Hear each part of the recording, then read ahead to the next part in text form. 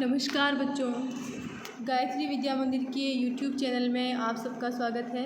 आपकी कक्षा 10 की हिंदी की क्लास में हम पढ़ रहे हैं लोक संत पीपा। आइए बात करते हैं पाठ परिचय की। राजस्थान के लोक संतों में गिने जाने वाले खींची चौहान राजवंश में जन्मे संत पीपा ने मध्यकालीन निर्गुण भक्ति काव्यधारा में अपना अमूल्य योगदान दिया। तो देखो, हिंदी भक्ति साहित्य की जो शाखाएं हुई है वो दो प्रकार की हुई मुख्य रूप से, निर्गुण भक्ति धारा और सगुण भक्ति धारा।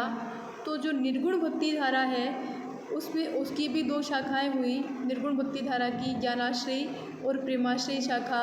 तो अपने जो लोक संत पीपा है वो हिंदी साहित्य की निर्गुण भक्ति धारा के ज्ञानाश्रयी शाखा के प्रमुख संत कवि माने गए हैं। राजपाट तक को त्याग कर तथा संपूर्ण वैभव को एक तरफ छोड़कर इन्होंने समाज सुधार और निर्गुण भक्ति साधना के प्रति अपना जीवन समर्पित कर दिया। निर्गुण भक्ति का आशय है ईश्वर के निर्गुण निराकार स्वरूप की उपासना करना। राजस्थान के लोक संत पीपा का जीवन चरित्र भारतीय समाज सुधारकों के लिए अद्भुत और अनुपम है। यही कारण है कि जीव मात्र की समानता के प्रबल पक्षधर लोक संत पीपा आज भी हमारे हृदय में जीवित है, यानी विद्यमान है। लोक संत पीपा, आइए पढ़ते हैं हम लोक संत पीपा के विषय में। राजस्थान के प्रख्यात लोक संत एवं भक्त कवि पीपा का जन्म विक्रमी संवत 1390 के आसपास झालावाड़ जिले के गागरोन नामक स्थान पर हुआ माना जाता है। खींची चौहान राजवंश में जन्मे पीपा आकर्षक व्यक्तित्व के धनी युवा थे। युवावस्था में ही पिता की मृत्यु के उपरांत राजगद्दी पर आसीन हो गागरोन का राजकाज इन्होंने संभाल लिया। कुशल शासक और धीर गंभीर स्वभाव के कारण ये प्रजा के चहेते थे। अपने शासनकाल में इन्होंने कई विजय प्राप्त कर अपना राज्य विस्तार किया। सांसारिकता को त्याग कर ये प्रभु भक्ति की ओर अग्रसर हुए और संत काव्यधारा में अभूतपूर्व योगदान देकर हिंदी साहित्य को समृद्ध किया। मध्यकालीन भक्ति साहित्य में महान समाज सुधारक संत पीपा ने अपनी वाणी और विचारों से जहाँ एक और बाह्य आडंबरों का विरोध, रूढ़ी परंपराओं का विरोध, दुर्व्यसनों का विरोध इत्यादि किया, वहीं दूसरी ओर निर्गुण निराकार परम ब्रह्म की भक्ति कर संत काव्यधारा में अपनी उपस्थिति से हिंदी साहित्य के पूर्व मध्यकाल को गौरवान्वित किया। ये एक ऐसे संत कवि थे जिन्होंने भक्ति और समाज सुधार का अद्भुत रूप सामने रखा है। कबीर की परंपरा का अनुसरण करते हुए, देखें कबीर क्या थे, कबीर भी एक समाज सुधारक थे। वे समाज सुधारक पहले और कवि बाद में थे कबीर। तो जो निर्गुण भक्ति धारा की ज्ञानाश्रयी शाखा के जो कवि हैं उन सब ने मुख्यतया समाज सुधार और जीवन में व्याप्त अंधविश्वास और बाह्य आडंबरों पर ही प्रहार किए हैं। तो लोक संत पीपा जो है इनका भी यही तरीका रहा। तो कबीर की परंपरा का अनुसरण करते हुए इन्होंने कबीर की मान्यताओं को भक्ति प्रतिष्ठा के लिए सार्थक बताया है।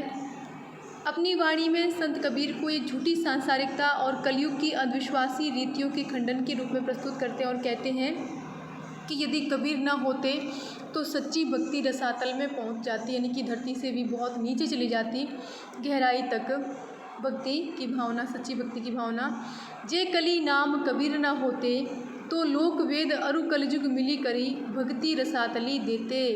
यदि कली काल में यदि कबीर ना होते तो लोक वेद ये कलयुग सब मिलकर के भक्ति को रसातल दे देते, यानी कि रसातल में पहुंचा देते।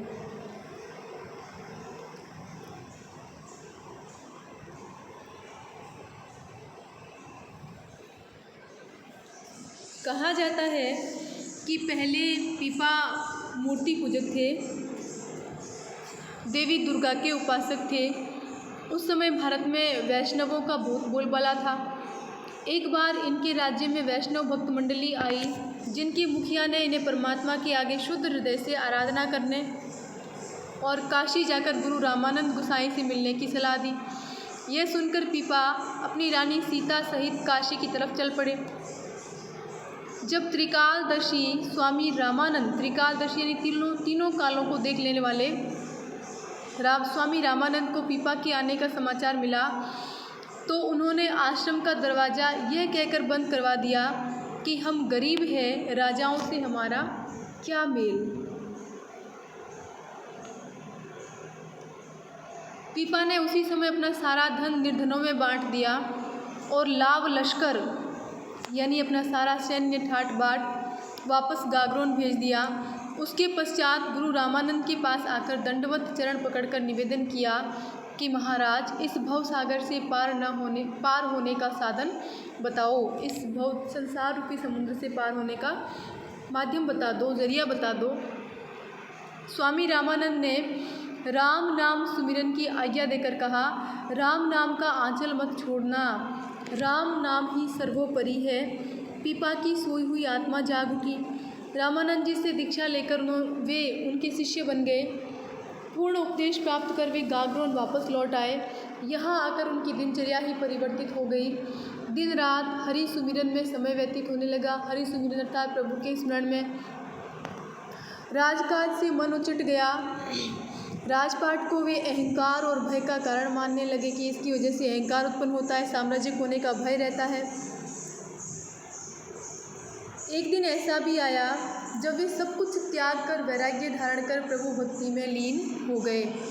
ये संसार और शरीर उन्हें मिथ्या लगने लगा, झूठा लगने लगा। आत्मा और परमात्मा को एक मानते हुए सच्चे गुरु के बताए मार्ग पर वे चल पड़े। जो ब्रह्मंडे सोई पिंडे, जो खोजे सो पावे, पीपा प्रणवे परम तत्व है, सतगुरु होई लखावे। जो पिंड में है वही ब्रह्मांड में है, जो खोजे वो पावे, यानी कि जो खोज सकता है वही पा सकता है। यानी कि हमारे भीतर जो आत्मा जो है वही परमात्मा का अंश है। संत पीपा जब उपदेश दिया करते थे तो उनके यानी कि उन्होंने आत्मा और परमात्मा को एक माना है। कहने का आशय ये है, संत पीपा जब उपदेश दिया करते थे तो उनके भक्तों की भीड़ इकट्ठी हो जाती थी। वे वाणी का पाठ भी किया करते थे। वे मानते थे कि यह जो पंच तत्व शरीर है यही प्रभु है। भाव शरीर में जो आत्मा है वही परमात्मा है। साधु संतों का घर भी क्या है? शरीर है। पंडित देवताओं की पूजा करते हैं किंतु पूजन की सब सामग्री कहाँ है? हमारे शरीर में है। सब कुछ तन में है। सतगुरु की कृपा होने पर सब कुछ इस तन से प्राप्त हो सकता है। देखो क्या कहते हैं, कायऊ देवा कायऊ देवल कायऊ जंगम जाति। काया ही क्या है? काया ही देव है, काया ही देवल है, काया ही मंदिर है, काया ही सभी जातियों का आधार है। कायऊ धूप दीप, यानी कि धूप दीप आदि सब पूजन की सामग्री भी काया में ही है।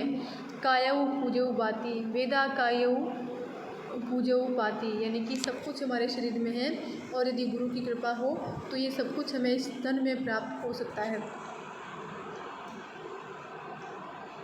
सच्चे गुरु के प्रभाव से ही सांसारिक मनुष्य मोह माया को त्याग कर भव सागर को पार कर सकता है। गुरु रामानंद को ही वे श्रेय देते हैं जिन्होंने पीपा को लोहे से स्वर्ण में परिवर्तित कर दिया। लोहे से स्वर्ण में, यानी कि सामान्य सांसारिक मनुष्य थे और उन्हें मुक्ति का मार्ग बता दिया। अपनी चरण रज देकर संसार के फंदे को काट दिया, यानी अपने चरणों की मिट्टी देकर, अपने चरणों में स्थान देकर सांसारिकता से मुक्त कर दिया। लोह पलट कंचन कियो सतगुरु रामानंद, पीपा पद रज है सदा मिट्टियो जगत को फंद। बिल्कुल यही जो हमने अभी पढ़ा है, बिल्कुल उसी का ये काव्यात्मक रूप है कि लोहे को पलट करके क्या कर दिया? कंचन कर दिया, सोने में परिवर्तित कर दिया। पीपा पद रज है सदा मिट्टियो जगत को फंद, यानी कि इस प्रकार गुरु रामानंद ने संत पीपा को अपने चरणों की मिट्टी दे करके सांसारिकता के फंदे को हमेशा के लिए काट दिया।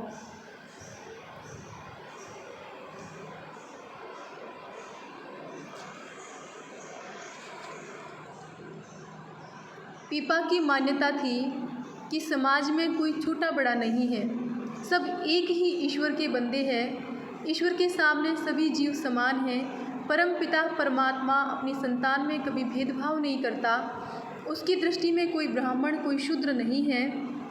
क्या कहा है पिपा ने?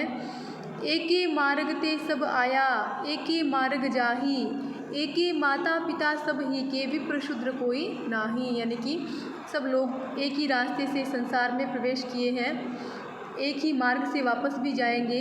सबके माता पिता एक ही परम पिता परमात्मा हैं, यानी हम सब परम पिता परमात्मा की संतान हैं।